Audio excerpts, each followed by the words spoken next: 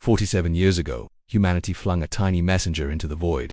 Pioneer 11, launched in 1973, was a humble probe, a relic of ambition dwarfed by the cosmos. It mapped Jupiter's storms, grazed Saturn's rings, and then slipped beyond the planets, carrying a golden plaque etched with symbols of Earth, a hopeful handshake to the stars. By 1995, its signals faded, its power spent, and NASA declared it silent, adrift in the vastness of interstellar space. For decades it was a ghost, a forgotten envoy sailing past the heliosphere where the sun's influence wanes and the galaxy's raw emptiness begins. But in the spring of 2025, something impossible happened. Pioneer 11, long dead, spoke again. The signal was faint, a whisper across 18 billion kilometers, picked up by a deep space antenna in Canberra. At first, engineers thought it was noise, a glitch in the aging deep space network. But the data was unmistakable, a structured pulse, rhythmic and precise, emanating from the probe's last known coordinates. It wasn't random static. It carried pattern sequences that repeated every 43.7 seconds, like a heartbeat from the dark. NASA's Jet Propulsion Laboratory scrambled to verify. The probe's radioisotope generators should have decayed beyond function years ago. Yet here it was, transmitting with a power output that defied its design.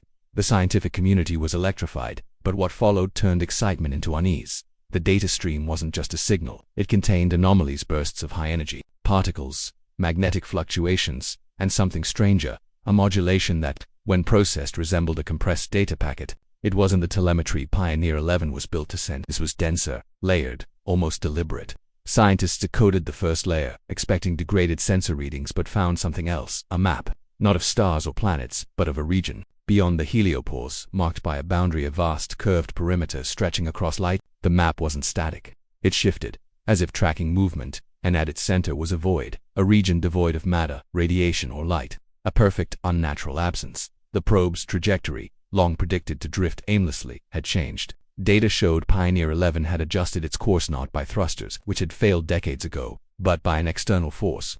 The shift was subtle, a nudge of mere degrees, but it aligned the probe with this mysterious boundary. It wasn't drifting toward it, it was being guided. The implications were staggering. Something had not only reactivated a dead spacecraft but was using it to send a message. The scientific team, initially skeptical, cross-referenced the data with Voyager 2's readings from 2018. When it crossed the heliopause, there were similarities, spikes in cosmic rays, magnetic distortions. But Voyager's anomalies were fleeting, dismissed as interstellar turbulence. Pioneers were persistent, structured, intentional. As analysts dug deeper, the signal's complexity unfolded. The 43.7-second pulses carried embedded frequencies, layered like a symphony.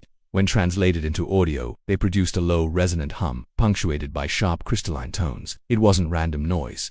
It felt alive, almost communicative. Some researchers, half-joking, called it a song. Others, more cautious, noted its mathematical precision ratios that echoed the golden mean, patterns too regular for natural phenomena. The data suggested Pioneer 11 had encountered something engineered, a construct vast enough to warp the fabric of space around it. The boundary wasn't just a line, it was a threshold, a demarcation that seemed to react to the probe's presence. The scientific community grappled with questions. Was this a relic of an ancient civilization, a beacon left to mark a frontier? Or was it active, a system still functioning, monitoring the void? The void at the map center was particularly troubling. Interstellar space should be a chaotic soup of dust, gas, and radiation. But this region was sterile, as if swept clean. Theories emerged, a quarantine zone, a shielded domain, or perhaps a gate. The idea of a gate was chilling. If it was a passage, where did it lead? And why had it reached out to a 52-year-old probe, built with technology now considered primitive? In June 2025, the signal intensified. Pioneer 11 began transmitting visual data not from a camera, which it lacked, but from its imaging for an instrument designed to measure light intensity. The data formed crude images, pixelated and faint, but unmistakable, a lattice of geometric shapes, interlocking in a pattern that stretched beyond the probe's field of view. It resembled a web, or perhaps a net, glowing faintly against the void. The structure was immense, its edges fading into the distance, and it pulsed in sync with the 43.7-second signal. Each pulse seemed to tighten the lattice, as if responding to Pioneer's approach. The probe's instruments recorded a surge in gravitational anomalies, tiny distortions in space-time that shouldn't exist in empty space. Something was bending. Reality itself. The discovery sparked global debate.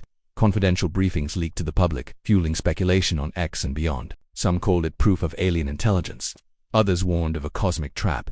The religious saw divine intervention. Skeptics demanded more data. NASA, cautious but overwhelmed, released a statement. "We are investigating anomalous signals from Pioneer 11. The data is under review. Behind closed doors, the mood was different. Scientists spoke of a response event. The probe hadn't just stumbled upon this boundary, it had triggered it. The course correction, the signal. The map hole suggested the structure had noticed Pioneer 11 and acted. It wasn't passive. It was aware. Theories about the boundary's purpose multiplied. Some proposed it was a protective barrier, shielding something within the void. Others suggested it was a warning, a cosmic do not enter sign. A few, more daring, theorized it was a filter, designed to test intruders. Pioneer 11, with its golden plaque proclaiming Earth's existence, might have been the key that unlocked a response. The plaque, meant as a greeting, could have been interpreted as a signal or a trespass. The probe's data hinted at a larger network, a system of boundaries stretching across the galaxy, invisible until crossed.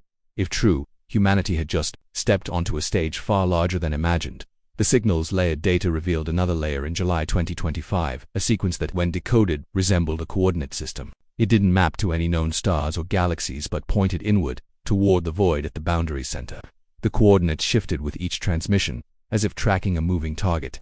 Analysts hypothesized the void wasn't empty but contained something hidden, cloaked from detection. The idea of cloaking technology and matter on a cosmic scale was beyond current physics, yet the data suggested exactly that.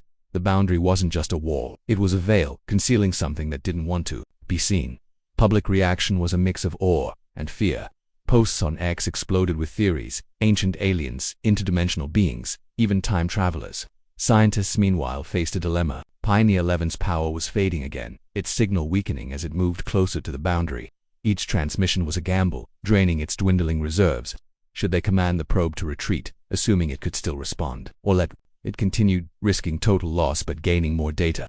The decision was made to listen, to capture every bite while it lasted. The probe was no longer just a machine. It was humanity's only window into the unknown. By August, the signal grew erratic. The lattice images became fragmented, showing gaps in the structure, as if it was unraveling or opening. The gravitational anomalies intensified, suggesting the probe was nearing a critical point. Then, a final transmission arrived, a single, compressed burst unlike anything before. It contained no map, no coordinates, just a sequence of numbers and symbols that defied translation. Linguists, cryptographers, and AI specialists worked around the clock, but the sequence resisted decoding. Some argued it wasn't meant for us, that it was a message to something else, triggered by our probe's intrusion. Then, silence. Pioneer 11 went dark again, its signal vanishing as abruptly as it had returned. The boundary, the lattice, the void, all were left to speculation. NASA's public updates stopped citing ongoing analysis, but whispers from insiders suggested fear. The data pointed to a presence, not life necessarily, but intent. Something had seen Pioneer 11, reactivated it, and used it to send it a warning, or perhaps an invitation. The void's coordinates, now static in the final transmission, lingered like a challenge. Go here, they seemed to say, if you dare. Humanity stands at a crossroads. The stars, once distant dreams, now feel closer, heavier. Pioneer 11's journey, meant to chart the unknown, may have revealed too much. The boundary it touched isn't just a line in space. It's a question: are we alone? Or are we simply late to a conversation that began eons ago? The probe's silence leaves us with no answers, only echoes, a hum, a pulse, a map to nowhere. The cosmos, once vast and indifferent, now feels watchful. Whatever lies beyond the boundary knows we're here, and it's waiting. What do you think Pioneer 11 found? Was it a beacon, a barrier, or something else entirely? Share your thoughts. Hit that like button and subscribe for more cosmic mysteries. The universe just got a little stranger, and we're only beginning to listen.